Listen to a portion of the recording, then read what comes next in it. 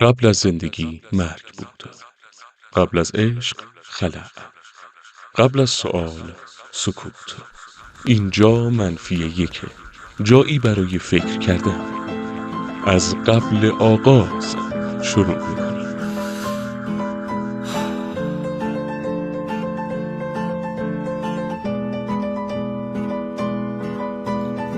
مشکلم بخت بد و تلخی ایام نیست، مشکلم پوشوندن پینه دستام نیست، مشکلم نون نیست، آب نیست، برق نیست، مشکلم شکستن طلسم تنهایی است. عاشقونه است یک روزی هم حل میشه، یا که از بارش زانوی من خم میشه. زنهار که من باد میشم میرم تو موهات، حرف میشم میرم تو گوشات، فکر میشم میرم تو کلت، من بنز میشم میرم زیر پا. از اونجا شروع می‌کنم. اصلا خیلی اول باید بگیم که اینجا اصلا طبقه منفی یک کجاست، الان میگیم داستان اینجا چیه و بعد بریم سراغ چیز. اوکیه. الان چی شد؟ بریم. شما برایشه میری یا همینی که من شروع میکنم ولی نشه. خب آقا بالاخره دوباره بعد از 2 سال این جمع شد تو طبقه منفی یک و قراره که پادکستش رو بسازیم. اینجا پادکست منفی یکه و اینکه راجع به چه چیزی میخوایم حرف بزنیم، میخوایم چی کار بکنیم، اصلا چرا داریم الان اینجا این حرفا رو میزنیم و در این مکان مقدس هستیم رو بیشتر راجع بهش حرف میزنیم با امیر جانثاری عزیز. امیر سلام. مخلصم. سلام. من الان یه حس عجیبی دارم، این میمونه که مثلا برگشتم توی یه جسمی که یه تایمی اینجا سلاخی شده. واقعا خیلی تمیز گفت. البته نه اینجا، یعنی اون بیرون و بالا تو فضای دانشگاه این حسه است و اینجا اون موقع‌هایی که خیلی مثلا همه چیز داشت سخت میگذشت، اینجا یه معمنی شد واسه ماها. نمیدونم واسه من حداقل اینطوری بوده، شما رو نمیدونم. یه التیامی برای زخما بود.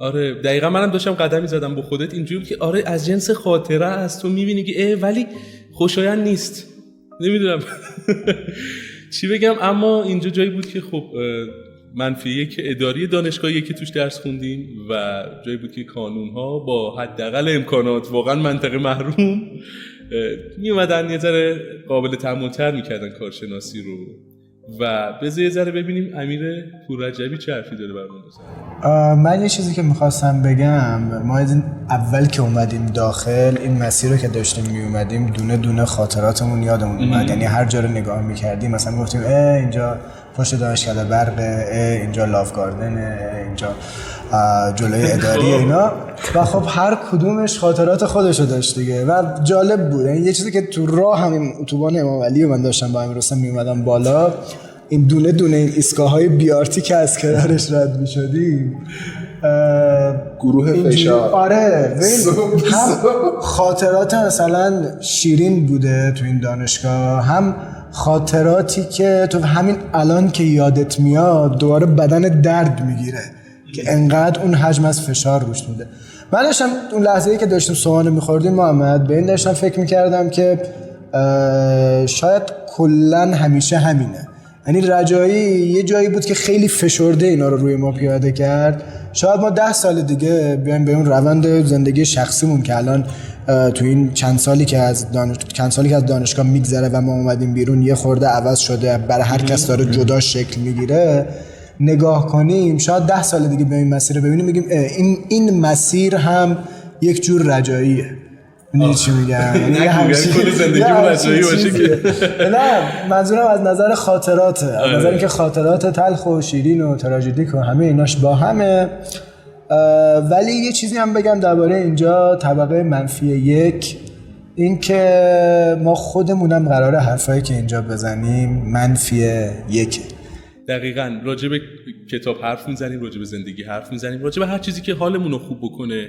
حتیش که از پایین پادکست چه خودمون پا میشیم چه شما تمام میکنید، حس کنید یه چیزی به دست آوردید، یه چیزی بهتون اضافه شده، حداقلش حال خوب باشه و اما راجع به حال خوب بخوام حرف بزنیم، یکی از با عشق‌ترین افراد منفی یک الان مهدی میتونه باشه که حالا خودش میگه که اصلا مسیرش داشت میرفت سمت مهندسی و رشته خودش یهو اومد شد دبیر موسیقی. مهدی چی شد اومدی منفی یک؟ خب آره به نظرم بهتره که هر کسی یه بیوگرافی از خودش هم بگه. حالا من از خودم شروع میکنم. من یه کنکور دادم، رتبه‌ام خوب نشد، بدم نشد، یه چیز نرمالی بود و اونجا که رفتم پیش مشاور گفت برو برق معلم بشو و برق خیلی خوبه. مادر باز خوبه، ما که اصلا مشاورام هیچ کدوم اصلا نمیدونست رجایی وجود داره. باز خوبه، باز شما میدونست. خب من گفت آره برق مادر رشته است، برو برو سراغ بره.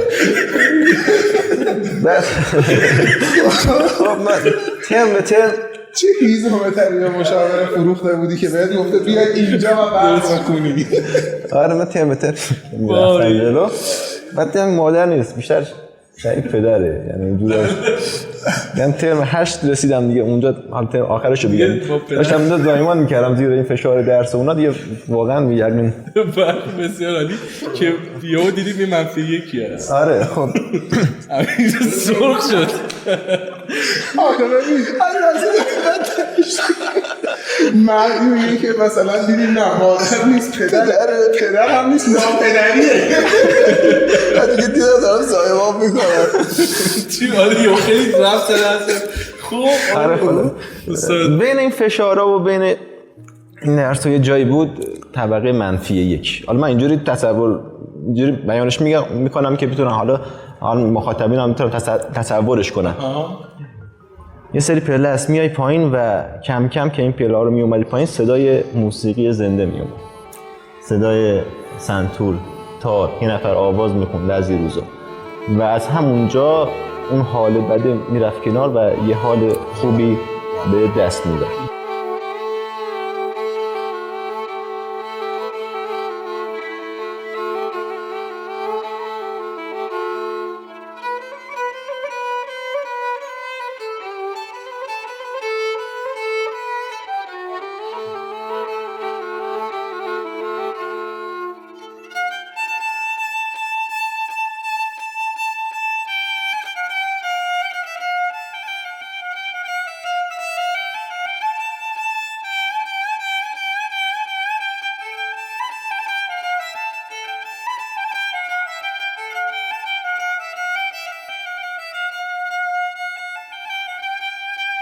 یه جایی بود که میومدی پر خاک تاریک، یه مقطعی بود از روی خاموش روشن میشد و اتاقا همه کوچیک، اما میگم در اتاق هم کرد یکی داشت نقاشی میکشید. اصلا همین بود دیگه. یعنی من دفعه اولی که اومدم اینجا مثلا ترم 2 بود و اومدم دیدم که خدای من مثلا هیچکی نیست، مثلا دقیقاً انقدر خاک بود رو زمین. دقیقاً. بعد گذشت مثلا دیگه کرونا هم شد، ما دیگه دانشگاه نیومدیم و من بعد کرونا با امیر محمد اونم خراب شده کجا داریم میریم با این خبری نیست، گفت بیا بریم تازه مثلا متوجه میشی که دنیا دست کیه. و آشنایی من و مهدی دقیقاً همون روز بود که ما اومدیم داخل کانون گویندگی و مهدی داشت ویولون میزد، آهنگشو الان یادش از خون جوانان وطن میزد. یکی نزد که زد کردیم چشمم روشنای نصیب منفیه که دانشگاه رجایی ترم 8 ولی خب اینو بگو که چی شد اصلا که درگیر شدی و خودت ساز آوردی اصلا و دیگه موندگار شدی. اینا هم اگه میدونی بگو، مخصوصا کمکی که به حال و هوای خودت کرد. آره ببین خب من اولش اصلا فکر نمی‌کردم یه همچین جایی باشه. یه روز گذشتم رد می‌شدم و دیدم آره صدای موسیقی میاد، رفتم پایین دیدم یه نفر داره ساز میزنه. اونجا دیدم ویولون هم هست تو این دانشگاه، یه جون نگاه به جونام اضافه شد اونجا و نشستیم ما هم صحبت کردیم و سازش گرفتم خورده من حالا ساز زدیم و اینا و از ترم بعدش خودم هم یه ساز آوردم و به جای رسیده بود که کلاس برقی که هر کلاسی تمام میشد من بدو -1 موسیقی، بدو -1 گویندگی پیش محمد. این بود جریان. حالا خیلی خوب از کانون خودت بگو محمد. ما که اصلا کانونمون انبار بود اول. اصلا کانون من چی شد، من تو کرونا خب گویندگی رو جدی‌تر آغاز کردم و هنرجو داشتم و تو استودیو خونگیم هنرجو میچرخوندم. دانشگاه باز شد کجا جلساتو بذاریم، گفتیم یک این کانون رو سری میکنیم. بعد گفتیم کدومو، گفتیم کانون میزنیم، کانون گویندگی رو تأسیس کردیم و تو جلسات آنلاین میذاشتیم و بعدم هیچ کم کم سر و سامون پیدا کردیم و چیز خریدیم و کار کردیم و کار جدی کردیم و با بچهای خفنی آشنا شدیم، کارهای خفن‌تر کردیم و رسیدیم خدمت شما. الان بعد از 7 سال از 97 که ما وارد این دانشگاه شدیم اومدیم نشستیم اینجا ببینیم که آقای پوررجبی مدیر ستاد استحلال دانشگاه چگونه آشنا شده. ستاد دبیر برگزاری نماز آیات. خواهش می‌کنم. بله منفی یک هست. من گفتم حتی صفر هم اینجا نیست، منفی 1 طبیعیه. ولی حالا ستاد استحلال که هیچ وقت توفیقشو نداشتیم. بگو چی شدی اومد تو زره؟ توفیقشو نداشتیم که ایجادش کنیم. بله. ولی انجمن نجوم رجایی و من از همون اول که اومدم تو دانشگاه خب میدیدم جاهای دیگه، دانشگاه‌های دیگه انجمن نجوم‌هایی دارن که خیلی فعال و خیلی خفن دارن کار میکنن و برنامه دارن. اینا همکاری هم داشتی اصلا؟ همکاری هم داشتم با چند تاشون، پادکست تولید کردیم، خبر ترجمه کردیم. بعد تا این که توی ترم 3 ترم 2 تو ترم 2 رفتم دنبال این که بخوام انجمن نجوم تأسیس کنیم که کرونا اومد و کارا موند تا ترم 7. تو ترم 7 خیلی جدی‌تر اول مجازی شروع کردیم بچه‌ها رو جمع کردن و بعدم که دیگه انجمن تأسیس شد و بعد خورشید گرفتگی آبان 8 آبان اگه اشتباه نکنم.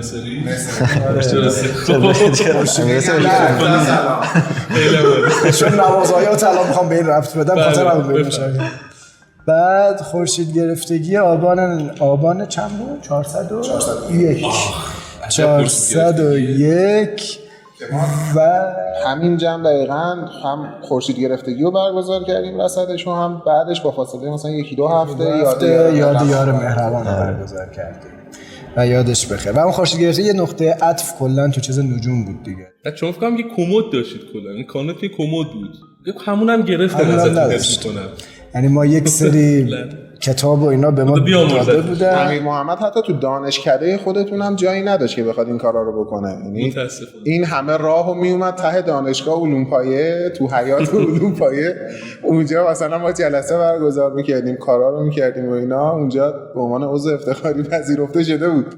سر کلاساشون هم میرفتن، یعنی میرفتم سر کلاس سر کلاسای فیزیک. ولی بریم سراغ قسمت بود تو کشیده فرهیختمون. ما کانون بودیم و بازی ایشون نشریه رو بریم ببینیم چیکار کرده آقای جان نثاری عزیز. حاج آقا چه خبر؟ چیکار کردی؟ چی شد اومدی تو بازی؟ من یه صحبت کردم در مورد لفظ قلم، یکم چیزه واسه من. چیه؟ هم اذیت هم میکنه هم خوشحالم میکنه. از این نظر که حالا این کارا رو انجام دادیم خیلی خوبه. همینم بگو بعد. آره الان اینجا هم بود میگم اتفاقا اون قضیه رو.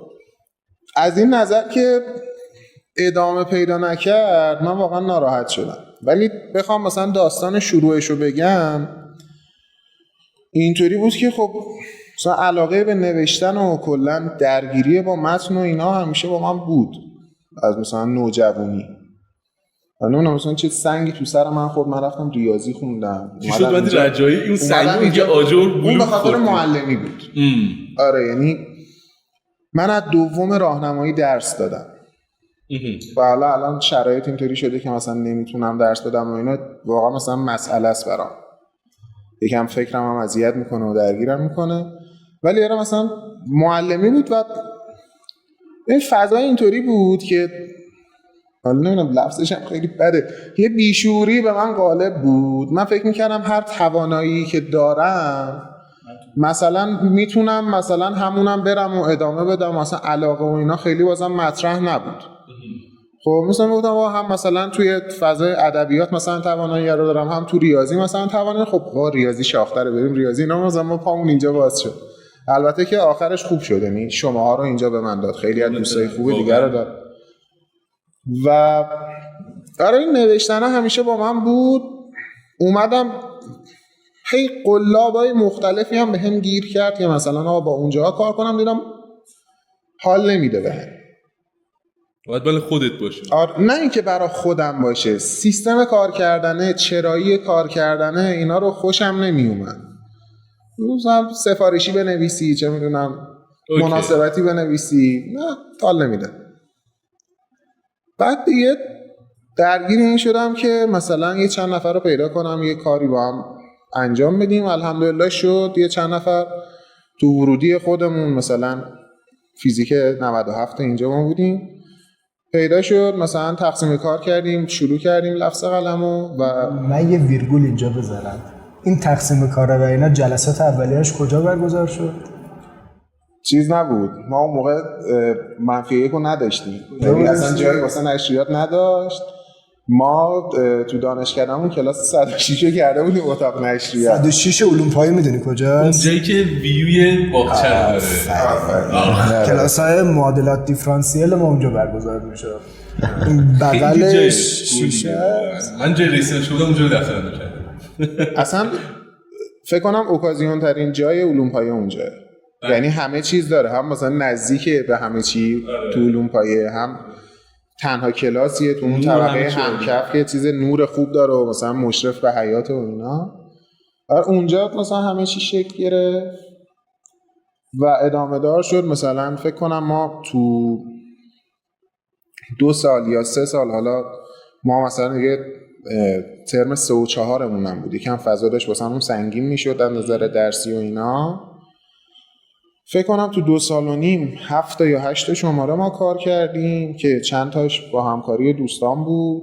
مثلا شماره آخریه تو همون روزی که 21 آبان یاد یار مهربان و همایشه رو برگزار کردیم شد اولین و آخرین شماره چاپی ما که ما دیگه مثلا تو کانال تلگرام و اینا گذاشتیم به کنار. این دیگه نسخه فیزیکی. آره نسخه فیزیکیش هم مثلا پخش کردیم اونجا و بعدش ما فارغ التحصیل شدیم و ادامه پیدا نکردیم قضیه. یهو تموم شد. قبل از دانشگاه هم کاری انجام داده بودی؟ کار نویسندگی و اینا؟ مثلا تو مدرسه کارهای مثلا آره اینطوری. آره استارتش کجا بود؟ جدی بخوام در مورد 5 سالگی خدا وکیلی یا اول فصل. عجب. میگم همه چیز در از کودکی ریشه میگیره و نشأت داره. حالا من یه چیزی تا حالا نگفتم اینجا بهتون. من تو دوم ابتدایی یه دفتری داشتم، یه داستان کوتاه نوشته بودم. بعد یه اقتباسی یه جورایی از یه یه انیمیشنی اون موقع میداد که از یه کتاب ژول ورن گرفته شده بود به اسم میشل استروگوف. بعد این انیمیشن اون موقع پخش میشد و من اون از اون اقتباس کرده بودم نوشته بودم برای خودم دوم ابتدایی. آره بخدا درباره یه اسبی 2 تا اسب بودن بعد یکیشون گم میشد، اصلا یه داستانی بود. پایان تراژدیکی هم داشت، خیلی پایان غمباری. یه تو هم بگو چی یه چیزم بود، یه چند تا شعرم بود که نه وزن داشت نه قافیه داشت، هیچ چی نداشت، فقط متن. نمیدونم چرا بهش میگفتم شعر، متنایی بود که البته الان هنوز شروع میشه. خوبه تو چجوری سازت گرفتی؟ ببین من اولین بار تو مدرسه بودم، یه جشنی بود فکر میکنم، یکی از دوستام اونجا اومد ویولون زد. اولین بار ویولون از نزدیک اونجا دیدم. اونجا میگن عشق در نگاه اول، همچین اتفاقی افتاد. آره من خیلی از این ساز خوشم اومد و اینا. بعد یه مدتی هم پیگیرش بودم دیگه. بعد از 1-2 ماه رفتم که ساز رو بگیرم. رفتم اونجا بگیرم و اینا، اون فروشنده گفت نه اون ساز سختیه، این خیلی سخته. آره سخته. اون مادر سازاست نری. کلا با مادرها کار داشتیم اسم می‌کنم. خب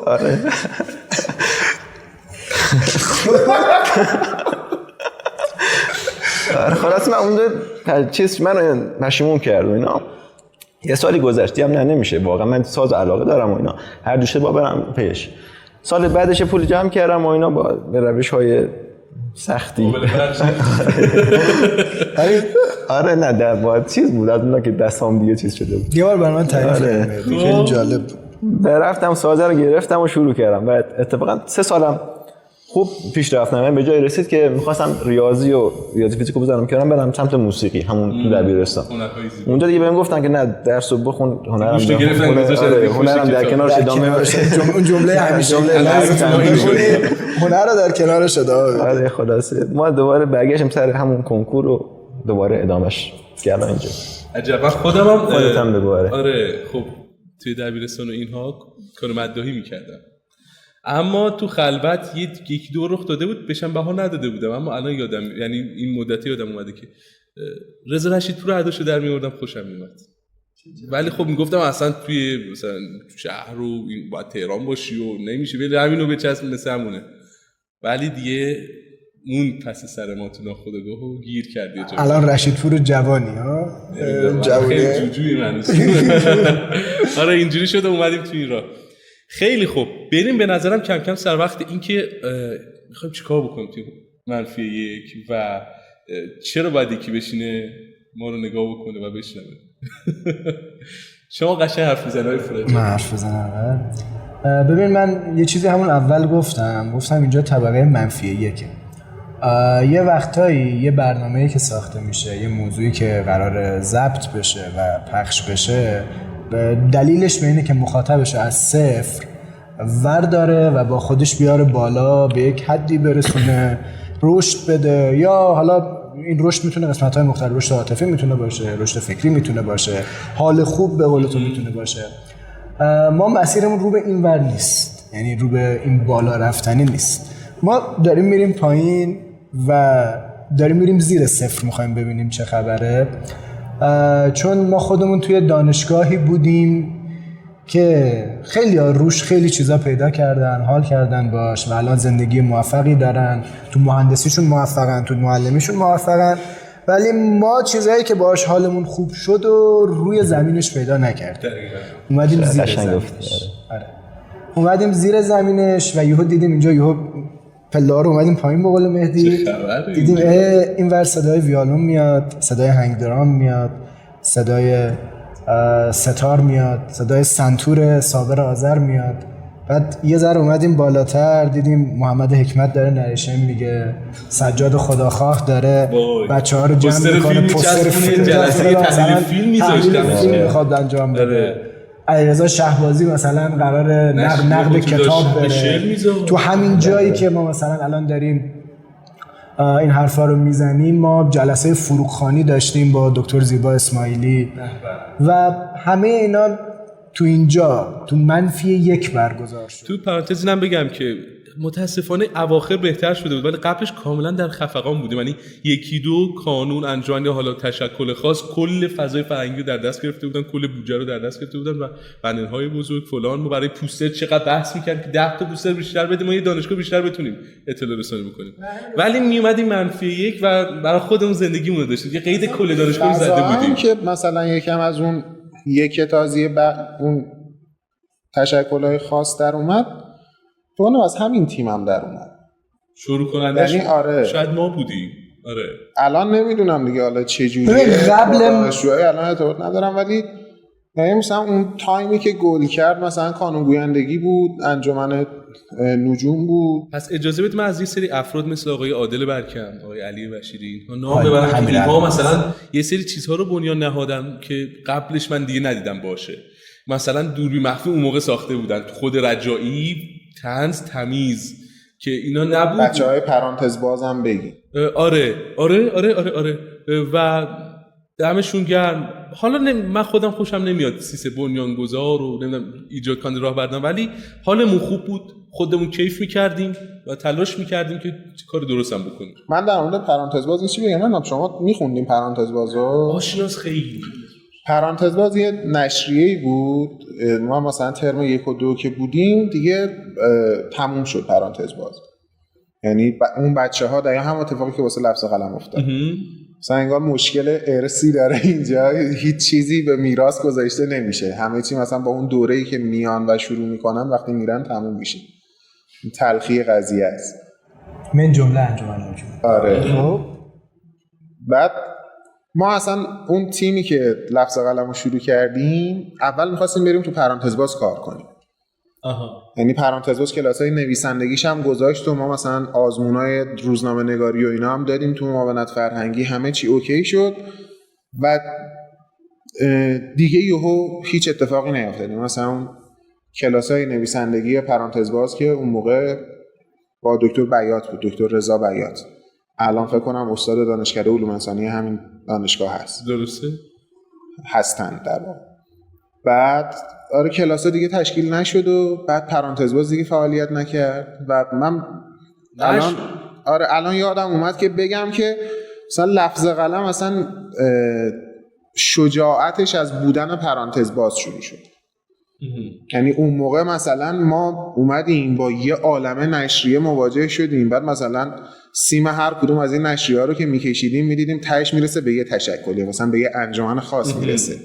مثلا 12 تا نشریه داشتن، مثلا چونم واحد سیاسیمون فلان، واحد اسمای خوشگل هم میذاشتن. آره اسمای قشنگی هم داشت. آره. و مثلا پرانتز باز تنها جایی بود که خودش نشریه مستقل می‌داشتن. حالا مستقل و من یه تایمی استفاده میکردم، بعد فهمیدم که یه فضای مثلا به اسم مستقل تو دانشگاه تهران داریم که ممکنه یه سریات یه تشکل داریم ما. آره یه همچین اسمیه، مثلا ممکنه بعضیات اشتباه بگیرن دیگه خیلی استفاده نکنن. آره ولی پرانتز باز واقعا واسه من چیز بود، خیلی الهام بخش بود و اون تیمی که لفظ قلمو شروع کرد. من یه چیزی فقط بگم، داشتیم درباره منفی یک صحبت آره و اینکه دقیقاً چی قراره گیرش بیاد فردی که اینو می‌بینه. تمام فضایی که اینجا شکل گرفته، تمام بچه‌هایی که اینجا رفت آمد می‌کردن تحت یک مکانی بودن یا یک سری مکان‌هایی بودن به اسم کانون‌های فرهنگی، کانون شعر و ادب، کانون موسیقی، کانون گویندگی و حالا در کنارش بعضی از انجمن‌ها هم اینجا رفت آمد داشتن. محیط کانونی و محیط انجمنی وقتی که آدم توش کار میکنه صرفاً در جهت علایقش داره جهتگیری و فعالیت انجام میده و کسب تجربه میکنه. یعنی یک محیط تخصصی نیست، به خصوص کانون.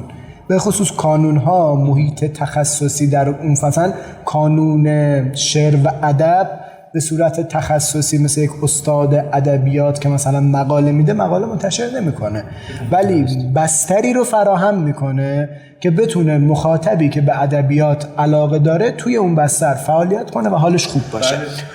منفی یک هم یک همچین حالتیه، یعنی پادکست منفی یک دنبال اینه که یک بستری باشه که ما و کسایی که بعداً بهمون اضافه میشن توش صحبت کنیم درباره علایقمون و مخاطبی که با ما علایق مشترک داره بشینه و برای دقایق گوش بده و برای دقایق حالش خوب باشه. ما مدعی این هستیم که منفی یکیم، یعنی خیلی هم نمیخوام بگیم چیزی، ولی تلاشمون رو همواره میکنیم که حرف حساب بزنیم. این خاطره خوب رو که در آغاز این مسیر اصلا امیرحسین گفت یادآور میشم که آقا فرد میاد میشینه خاطر سربازیشو میگه تو دیوار و 500,000 بازدید میگیره. ما گفتیم شاید بتونیم حرفایی که قبلا تحت عنوان انجمن شاعران مرده زدیم با هم دیگه اینجا بخششو با سایر مخاطبین به اشتراک بذاریم و هم حال خودمون رو خوب بکنیم، هم 4 کلمه حرف حساب چیزایی که خودمون خوندیم رو با بقیه به اشتراک بذاریم و موجب حال خوب و رشد بشیم و البته از حال خوب و عشقی که مهدی عزیز هم داره بیشترین استفاده رو در کنار همه محتواها ببریم و بشنویم.